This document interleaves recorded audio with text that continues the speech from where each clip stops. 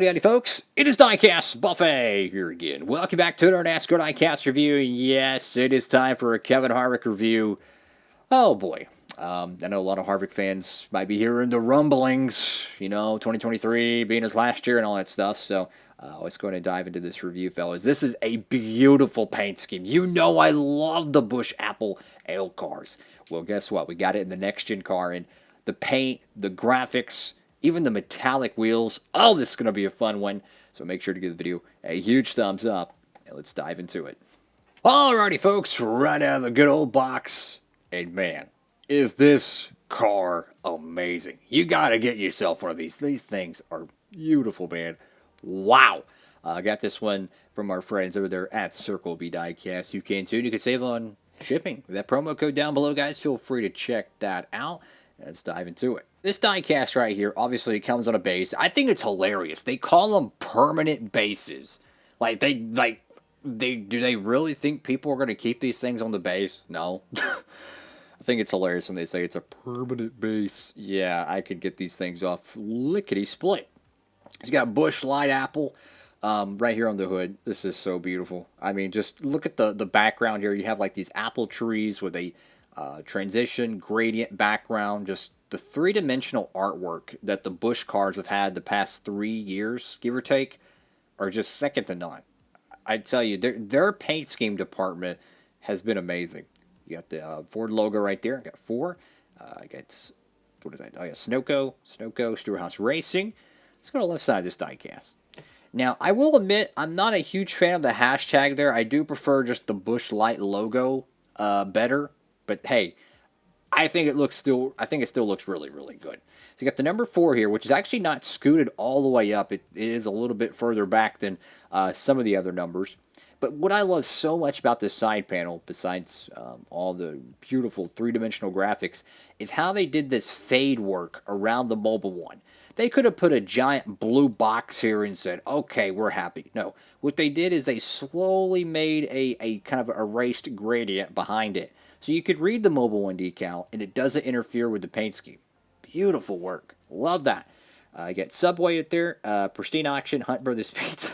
Just think it's funny. It's like, you have Subway, Hunt Brothers Pizza, and Busch Light Beer. Like, what a combo. And you got motor oil, too. What a combo. Got Gear Wrench. That's cool to see Gear Wrench allow them to change their colors up for this paint scheme. That looks really good. You got Kevin Harvick right there. A little bit off-centered, of course. Ford, Mobile One, Haas, Brothers Pizza, Rush Truck Centers. Got Goodyear, Cup Series.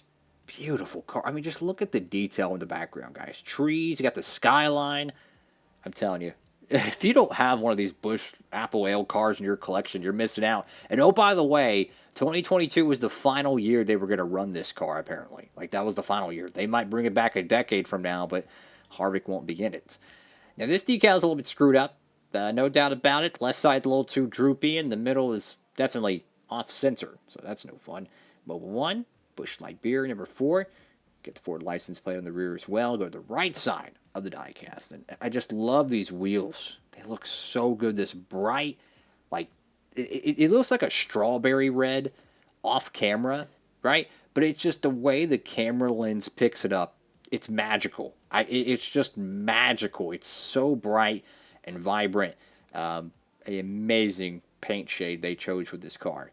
And then you look at that very nice metallic gray wheels. Just something you don't see on these Kevin Harvick cars. Great job, guys. I love this. I love this diecast. Still think it's funny they put these things on a base. They're like, oh, it's a permanent base. You'll never get it off till the day you're buried. I think it's funny.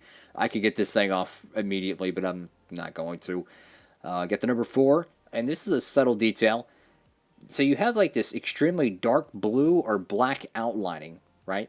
But you have kind of a soft silver. It's not metallic, I don't think, but you have just a soft gray silver line between the white and the dark blue. Looks great, guys. Looks really, really good. Pristine Auction on the roof flaps, Harvick on the rear window, and you got Busch Light Apple on the deck lid. Awesome freaking paint scheme, man. I mean, could you imagine having a 124 of this diecast? Like, wow. It's freaking awesome, bro. Just I'm trying to find words to describe how cool this paint scheme looks.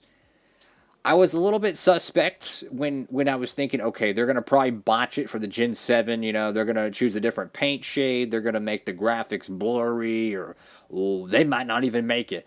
No, like the paint color looks identical to the one they used in the Gen 6. I will say the spoiler's a little bit chipped up here, but again, I'm not gonna complain about that. Easily could paint that and fix that, no problem. But they got the paint code right. The graphics look fantastic. And this is one of those cars that you're not going to see in the Gold Series because obviously it's a Busch car. They can't sell that in the Authentics line. So if you truly want this paint scheme, you got one opportunity and you got to get it in the Gold Series. And wow. This is such a cool looking paint scheme. And he's actually had really good luck with the Busch Apple gang. He won both Michigan races in 2020 with the Busch car, or Apple car. He didn't win nothing in 21, so that kind of doesn't count. But then he comes back in 2022 and wins Michigan and the Busch Apple Ale paint scheme. Now, granted, it was a little bit of a different design compared to this one, but that gives us two 164 Busch Apple cars we'll be able to get for your collection of the 164 scale. So that's going to be really interesting to see. But hey, man, this would make a great choice for your diecast series. A bright, vibrant, beautiful red.